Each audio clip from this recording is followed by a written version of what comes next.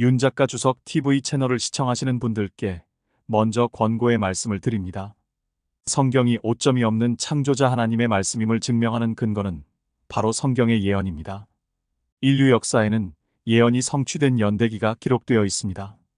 성경의 창세기 1에서 11장은 인류 문명의 발상지 메소포타미아 지대에서 최초로 인류 문명이 시작되기 이전에 약 2000년간 거성 문명이 있었다고 기록하고 있습니다. 그리고 메소포타미아 문명 이후 오늘날까지 약 4000년의 역사에서 일어날 일들을 예언했고, 더 나아가서 오늘날 하이테크 산업 기술의 기하급수적인 발전이 성경의 종말론에 관한 예언을 성취하고 있다고 기록되어 있습니다. 요한계시록은 성경 전체의 예언들이 성취되는 연대기의 순서를 알려주는 책으로 성경과 인류 역사 전체를 이해하는 틀을 제공합니다. 그러므로 요한계시록을 공부하는 것은 성경과 인류 역사와 도래할 인류의 미래까지도 이해할 수 있어 매우 중요합니다. 계시록 1장 3절을 보면 성경에서 계시록은 공부하는 자에게 축복을 약속하는 유일한 책입니다. 요한계시록을 이해하기 위해서 구약 성경의 예언 중에 성취된 예언과 아직 성취되지 않은 예언에 관한 사전 지식이 필요합니다. 성경적 진리 1에서 7편까지의 영상에 계시록을 이해하기 위한 사전 지식을 요약해 놓았기 때문에 먼저 보시기를 권고합니다. 예수님이 예언하신 오늘날의 기독교계를 나타내는 라오디케아 교회의 영적 상태에 대해 주석한 영상은 분량이 길어서 1편, 2편, 3편으로 나누어 올리겠습니다. 7. 라오디케아 2편 베도 교회 서기 1900년에서 현재 요한계시록 3장 14에서 22절 1940년대부터 현재까지 에큐메니컬 운동의 특징이 있습니다. 1948년 세계교회협의회는 두 가지 원칙에 따라 조직되었습니다. 첫째, 자유주의 교리에 기초한 모든 교회의 일치. 둘째, 모든 종교의 일치. 1950년 구연방교회협의회는 전국교회협의회로 재편되어 다시 한번 자유주의 교리에 따라 미국의 모든 교회를 통합하려고 시도했습니다.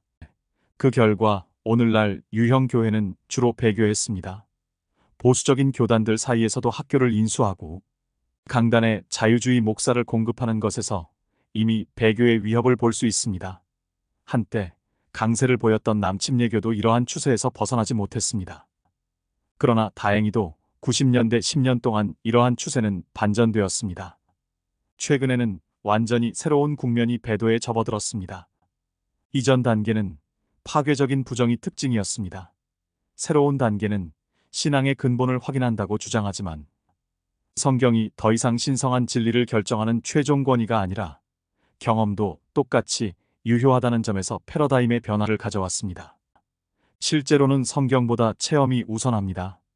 성경이 실천과 모순되는 경우 실천은 성령의 새로운 움직임으로 정당화되므로 성경 본문이 실제로 말하는 내용은 새로운 체험으로 인하여 모순될 수 있습니다.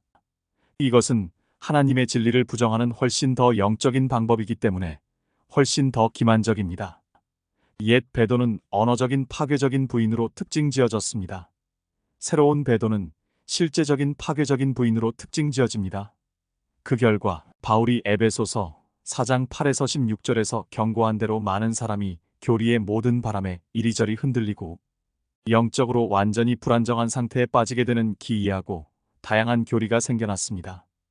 많은 사람이 성경의 권위와 영감을 긍정할 수 있지만 성경 본문의 의미와 일반적인 진리를 결정하는 것은 오직 그들의 체험입니다.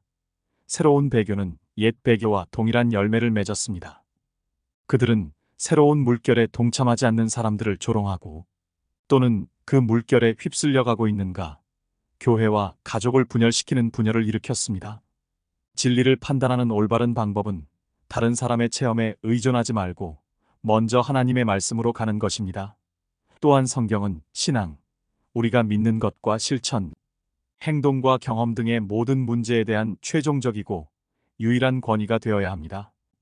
안타깝게도 최근 몇 년 동안 일어난 일은 교회 일부에서 새로운 체험이나 현상이 발생하면 사람들은 그 체험이 아무리 놀랍거나 초자연적이라고 느껴지더라도 그것이 하나님의 것이 아니라는 것을 기꺼이 인정하기보다는 단순히 그 활동을 정당화할 구절을 찾으려고만 한다는 것입니다. 지지자들의 대부분은 성경에 근거한 것이 아니라 자신의 체험에 근거하여 이 관행을 옹호합니다. 가장 일반적인 증거는 행복하고 즐거운 기분을 느끼게 해준다는 것이지만 이런 종류의 감정적 해방이 기분을 좋게 만든다는 것은 고려하지 않습니다. 불신자들도 이와 같은 체험을 할 수 있습니다. 게다가 사탄이 기분을 나쁘게 만든다면 아주 좋은 속임수가 아닐 것입니다. 사탄은 사람들에게 즐겁고 행복한 체험을 줄 수 있으며 오히려 영적인 진리가 하나님의 말씀보다 결정의 최종 권위가 된다면 그렇게 하는 것이 사탄에게 최선의 이익이 될 것입니다. 이사야 8장 16절, 19에서 20절은 이렇게 말씀합니다. 너희는 증거를 싸매고 내 제자들 가운데서 율법을 봉하라. 그들이 너희에게 말하기를 너희는 신접한 영을 가진 자와 지저귀는 자와 중얼거리는 자를 찾으라 하리니 백성이 자기 하나님을 찾아야 하지 않겠느냐. 산자를 대신하여 죽은 자를 찾아야 하겠느냐. 율법과 증거를 찾으라. 그들이 이 말씀에 따라 말하지 않으면 분명히 그들에게 아침이 없으리라. 이사야서의 주제 중 하나는 남은 자, 믿는 유대인과 남은 자가 아닌 자, 믿지 않는 유대인의 대조입니다. 16절에서 두 무리의 중요한 차이점 중 하나는 성경이 그들의 삶에서 차지하는 위치입니다. 율법은 모세의 율법이고 간증은 선지자들의 말씀입니다. 남은 자를 구별하는 것은 그들이 모세와 선지자들이 선포한 것을 믿느냐는 것입니다. 그것이 남은 자들의 믿음의 기초이며 이것이 남은 자들의 권위이기도 합니다. 남은 자가 아닌 자들은 성경을 최종적인 권위로 거부하고 우상 숭배로 나아가서 보고 느끼고 만질 수 있는 신과 여신을 바라보며 예배를 드리는 동안 더 시각적인 그림을 만들어 하나님을 더 실제적인 체험으로 만들려고 노력합니다. 19절에서 이사야는 가짜 영들과 지적이고 중얼거리는 교사들을 쫓아가지 말라고 경고합니다. 다시 말해 이사야는 사람들이 지적이고 중얼거리는 이상한 소리를 내게 하는 초자연적인 것을 추구하지 말라고 경고하고 있습니다. 이러한 체험은 초자연적인 것에서 비롯될 수 있지만 19절에서 분명히 알 수 있듯이 초자연적인 것에서 나오는 모든 것이 하나님의 것은 아니기 때문입니다. 실제로 지저귀는 소리와 중얼거리는 소리를 따르는 사람들은 초자연적인 것을 체험하고 기쁨과 위대함을 느꼈다는 훌륭한 간증을 내놓을 수 있습니다. 그러나 이사야는 그것을 유효한 간증으로 받아들이지 않았습니다. 유일하게 유효한 간증은 20절에서 선언하는 것입니다. 율법과 증언으로, 다시 말해 율법과 선지자에게로 돌아가라. 즉 유일한 최종 권위인 성경으로 돌아가라는 것입니다. 그리고 마지막 구절을 놓쳐서는 안 됩니다. 그들이 이 말씀에 따라 말하지 않으면 분명히 그들에게 아침이 없습니다. 이사야는 다른 사람들이 어떤 초자연적인 체험을 하든 그것은 이사야 시대에 이미 기록된 하나님의 말씀과 일치하지 않으므로 그들에게 아침의 빛이 없다는 것을 분명히 밝히고 있습니다. 나중에 이사야는 29장 9에서 14절에서 이렇게 선언합니다. 스스로 머무르고 놀라라. 너희는 부르짖고 부르짖으라.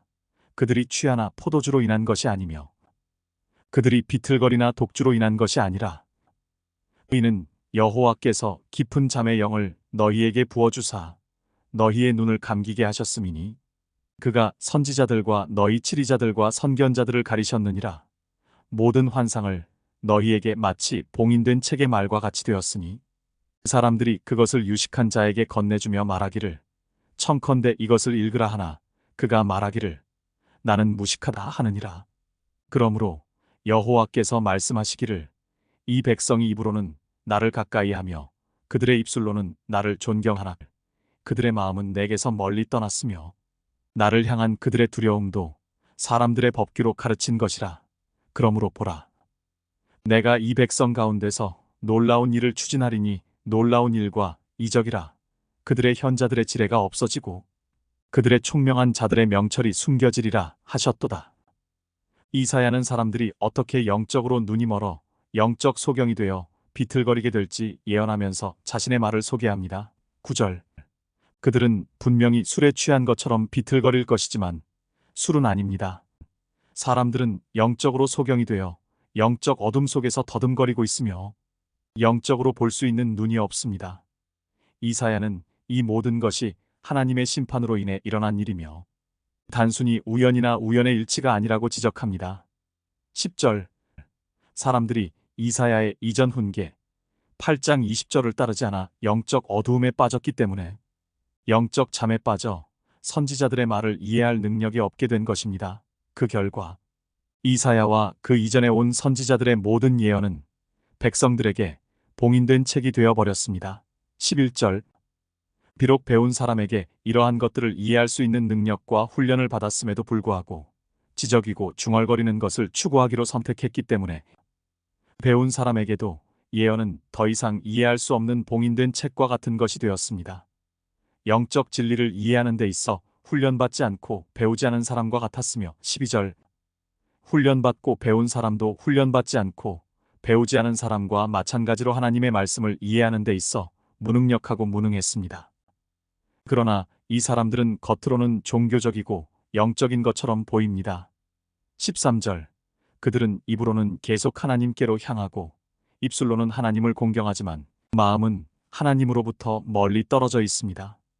그들의 마음을 하나님으로부터 멀어지게 하는 것은 주님을 경외하는 것이 성경에서 하나님께서 친히 말씀하시고 가르치신 것이 아니라 사람이 만든 교리와 계명, 전통에 근거하고 있기 때문입니다. 따라서 오늘날 운동의 타당성은 외적인 것에 근거합니다. 주님을 찬양하라 또는 예수님을 찬양하라와 같은 언어적 선언이나 일관되게 반복되는 비슷한 소리로 들리는 문구를 기반으로 합니다. 성경의 근거에서 준수하는 자가 깨달아야 할 것은 이것은 동양 종교에서 주문을 암송하는 사람들과 마찬가지로 단지 공식에 불과하다는 것입니다. 단순히 예수의 이름을 반복해서 말하는 것만으로는 그 자체로 아무것도 증명할 수 없습니다. 사실 이 구절과 아주 잘 어울립니다. 입술로는 나를 존경하나 그들의 마음은 내게서 멀리 떠났으며 13비절 사람들의 마음이 실제로 하나님과 멀어진 것은 그 같은 이유입니다. 사람들은 하나님의 말씀에 근거한 것이 아니라 사람이 만들어내고 사람이 유도한 체험에 근거하여 하나님을 두려워하는 법을 배웠습니다. 13시절 인간이 만든 새로운 교리를 따르고 반복하도록 훈련받은 문구를 반복하며 이러한 반복이 자신을 영적으로 만들어준다고 믿습니다. 그 결과 하나님의 말씀을 그 자체의 맥락에서 실제로 연구하는 것보다 더 많은 체험을 추구하는데 더 많은 시간을 소비합니다. 그 결과 지혜와 총명이 모두 없어지기 시작하는 심판을 받게 됩니다. 14절 점점 더 많은 사람이 더 깊은 체험을 추구하면서 실제로 하나님의 말씀을 연구하는데 보내는 시간은 점점 줄어들고 하나님의 말씀에 대한 이해가 완전히 결여되기 시작하는 지점에 도달하게 됩니다. 정기적으로 하나님 이야기와 예수님 이야기를 할 수 있지만 하나님 말씀의 구체적인 세부 사항을 다루기 시작하면 완전히 길을 잃게 됩니다. 체험이 많아질수록 하나님의 말씀에 대한 이해는 줄어들게 됩니다. 성경이 강조하는 것은 최종적인 권위는 다른 사람의 체험이 아니라 기록된 하나님의 말씀인 성경이어야 한다는 것입니다. 물론 사도들은 예수님에 대한 자신들의 설교를 옹호하기 위해 예수님에 대한 자신들의 체험을 많이 이야기했을 수 있습니다. 사도행전에서 계속 강조하는 한 가지는 바울, 실라 및 다른 사도들이 예수님과 개인적으로 함께 했을 때처럼 항상 자신의 체험이 아니라 하나님의 말씀을 최종적인 권위로 삼았다는 것입니다. 한 가지 예가 사도행전 17장 1에서 4절입니다. 그들이 암피폴리스와 아폴로니아를 지나 데살로니가에 오니 유대인의 회당이 있는지라 바울이 관례대로 그들에게 들어가 안식일 사흘 동안 성경을 펴놓고 그들과 더불어 논증하여 그리스도께서 고난을 받고 죽은 자 가운데서 다시 살아나야 할 것과 내가 너희에게 선포하는 이 예수는 그리스도라고 주장하니라. 그들 중 일부는 설득을 받아 바울과 실라와 동조하고 독실한 그리스인의 큰 무리와 적지 않은 수의 저명한 부인들도 그리하니라. 대체로 바울이 자신의 개인적인 체험, 특히 다마스쿠스 도상에서 겪은 중요한 체험을 복음 전파의 도구로 사용한 것을 찾아볼 수 없습니다.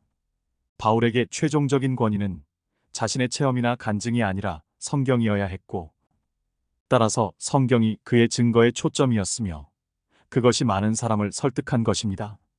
믿게 된 사람들, 4절은 바울이 행하는 표적과 기사를 보았기 때문에 믿게 된 것이 아니라 그가 어떻게 성경을 해설하고 예수님이 필요한 성경을 어떻게 성취했는지를 보여주었기 때문에 믿게 된 것입니다. 바울이 다마스쿠스 도상에서 어떻게 신자가 되었는지에 대한 개인적인 이야기를 한 기록이 2번 나오는데 이는 재판을 받을 때 변호의 일부로 사용되었습니다. 바울의 목표가 전도였던 상황에서는 사용하지 않습니다. 개인적인 간증을 위한 적절한 장소가 있지만 개인적인 간증이 최종적인 권위가 될 수는 없습니다. 또한 몰몬교, 여호와의 증인, 크리스천 사이언스 등 다른 종교나 이단으로 개종한 사람들도 자신의 삶이 어떻게 변화했는지에 대한 강력한 간증을 할 수 있습니다.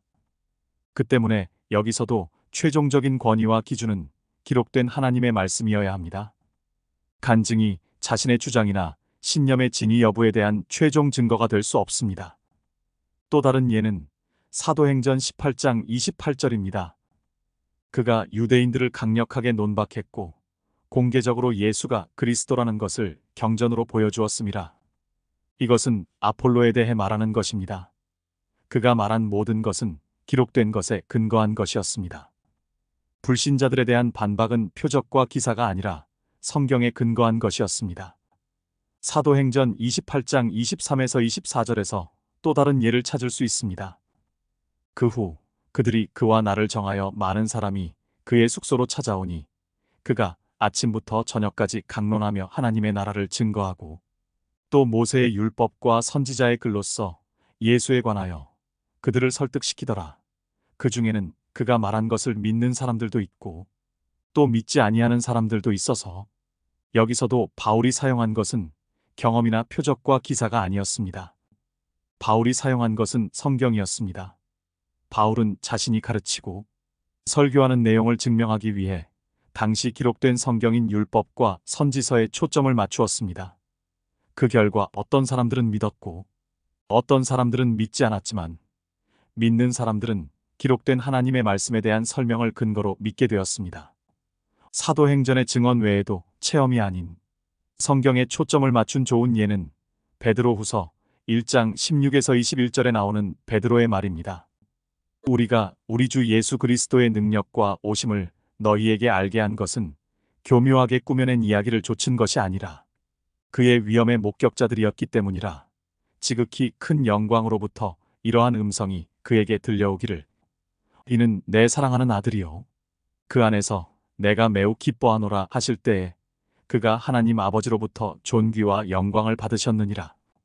이 음성은 우리가 그와 함께 거룩한 산에 있을 때 하늘에서 나온 것을 들은 것이라. 우리에게 더 확실한 예언의 말씀이 있으니 날이 새어 샛별이 너희 마음에 떠오르기까지 너희가 어두운 곳에서 빛나는 빛에 주의하듯 이 예언의 말씀에 주의하는 것이 잘하는 것이라. 먼저 이것을 알지니 성경의 어떤 예언도 사사로운 해석에서 나온 것이 아니니 예언은 예전에 사람의 뜻에서 나온 것이 아니요 오직 하나님의 거룩한 사람들이 성령으로 감동을 받아 말한 것이라. 베드로는 메시아를 통해 나타난 시키나 영광의 광채를 보고 하늘로부터 이는 내 사랑하는 아들이요 그 안에서 내가 매우 기뻐하노라라는 음성을 들었던 변모 사건을 묘사합니다. 16에서 18절. 실제로 베드로의 변모산 체험은 예수님과 함께 제자로 지냈던 그 시기 베드로의 인생에서 가장 하이라이트 중 하나였습니다. 베드로에게 변모 체험이 설득력이 있었을지 모르지만 그는 예수가 메시아라는 것을 믿는데 훨씬 더 권위 있는 근거는 그리고 이것이 교묘하게 꾸며낸 이야기가 아니라는 성경이라고 지적합니다. 19에서 21절. 그러므로 기록된 성경 자체가 베드로의 믿음을 더욱 확신하게 만든 것입니다. 베드로는 독자들에게 변모에 대한 베드로의 체험에 초점을 맞추지 말고 하나님의 말씀에 초점을 맞추라고 격려하며 너희가 어두운 곳에서 빛나는 빛에 주의하듯 이 예언의 말씀에 주의하는 것이 잘하는 것이라라고 말합니다. 성경이 체험보다 더 확실한 교리의 근거이자 최종적인 권위가 되는 것은 성경이 인간의 의지로 만들어진 것이 아니라 성경 기자들을 감동시켜 하나님이 기록하기를 원하시는 것을 정확하게 기록하도록 하신 성령의 산물이라는 사실입니다. 기록된 하나님의 말씀은 성령의 산물, 즉 예언의 말씀이기에 더욱 확실해졌습니다. 베드로가 변모산에서 경험한 위대한 체험이나 바울이 다마스쿠스 도상에서 체험한 위대한 체험이 두 사람 모두의 신앙에 대한 최종적인 권위가 되지는 못했습니다. 두 사람 모두에게 최종적인 문제는 기록된 하나님의 말씀이었습니다. 일부의 반응은 다음과 같습니다. 초자연적인 현상은 성경에서 찾을 수 없더라도 이것이 하나님의 역사라는 증거가 아닌가. 그리고 구체적인 표적과 기사가 성경에서 발견되지 않더라도 표적과 기사는 하나님의 역사에 대한 증거가 아닌가. 다음 두 성경 구절에서 다시 한번 알 수 있듯이 여기서도 대답은 단호히 아니오입니다. 첫 번째는 마태복음 7장 22에서 23절입니다. 그날에 많은 사람이 나에게 주여, 주여, 우리가 주의 이름으로 예언하지 아니하였으니, 또 주의 이름으로 마귀들을 쫓아내지 아니하였으니, 또 주의 이름으로 많은 경이로운 일들을 행하지 아니하였나이까? 라고 말하리니, 그때 내가 그들에게 분명히 말하되, 나는 너희를 전혀 알지 못하니, 너희 불법을 행하는 자들아, 내게서 떠나가라 하더라. 이 거짓 교사들이 가짜 예수님의 이름으로 무엇을 할 수 있었는지 주목해야 합니다. 분명히 그들이 주의 이름으로 행했다는 말은 예수의 이름을 사용했고 아마도 꽤 자주 사용했다는 것을 의미합니다. 의심의 여지 없이 그들이 예수의 이름을 자주 사용했기 때문에 많은 사람을 속일 수 있었습니다. 또한 그들은 세 가지 구체적인 일을 할 수 있었습니다. 실제로 일어난 사건을 예언하고 마귀를 쫓아내고 치유의 기적과 다른 표적과 기사와 같은 많은 권능을 행했습니다. 그러나 그날에 예수님은 그들에게 말씀하실 것입니다. 나는 너희를 전혀 알지 못하니. 여기에는 새로운 배도의 물결에서 일어나고 있는 일들의 모든 요소가 들어 있습니다. 예수의 이름은 거의 의식적인 주문 형태로 많이 사용되며 모든 종류의 표적과 기사가 일어난다고 주장하지만 사탄이 이것들을 복제할 수 있었기 때문에 이러한 것들만으로는 아무것도 증명하지 못합니다.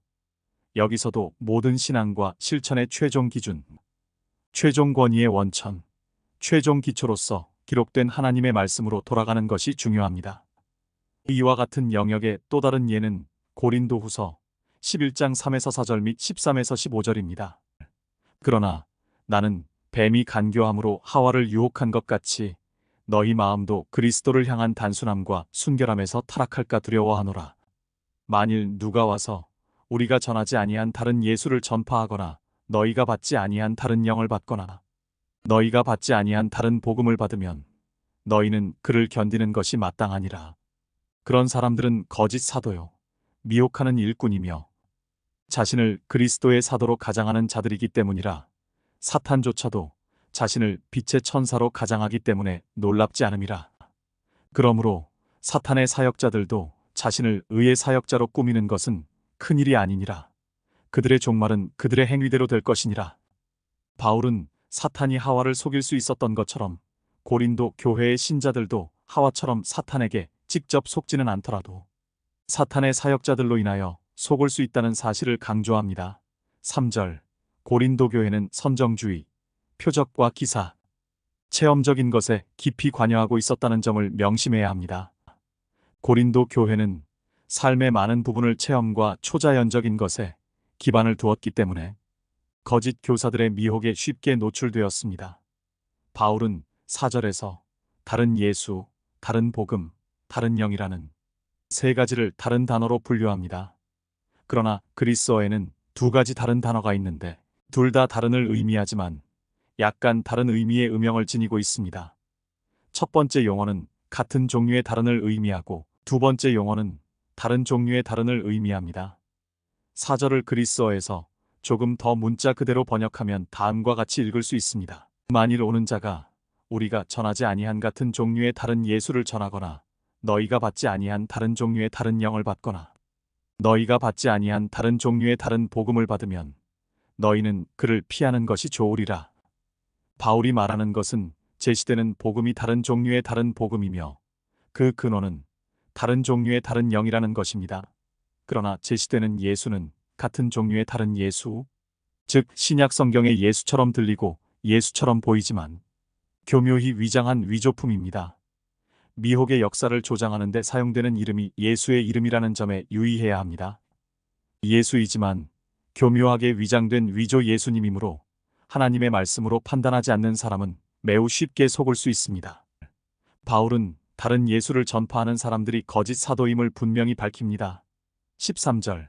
그러나 진짜 메시아의 사역자처럼 들리고 보이고 행동하는 것처럼 꾸미기 때문에 그렇게 보이지 않습니다. 그렇게 함으로써 에베소서 6장 12절에서 말하는 이 어둠의 천사이자 자신을 빛의 천사처럼 보이도록 꾸미는 그들의 진정한 주인인 사탄을 반영하고 있습니다. 14절.